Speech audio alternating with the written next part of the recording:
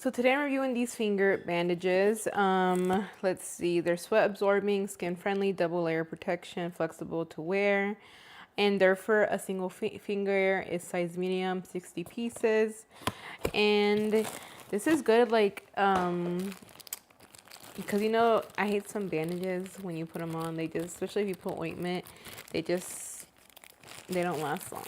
So this is a nice alternative that you can use, especially if you're like in the middle of cutting stuff.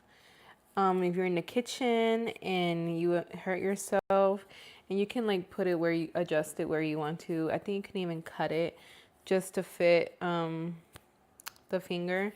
But yeah, this is really nice. You can even put a bandage if you want to. Put another bandage and then put this on top, and then you can go do what you want and not worry about the bandage falling out. But this can also serve as a bandage itself, and it can go pretty long, so you can use this for like who has this long of a finger. You can cut this in half or maybe three, or just depends how small the wound is and you put it on. So like you get a little cut here, you can like cut it to, let's see, like right here, and it'll be perfect.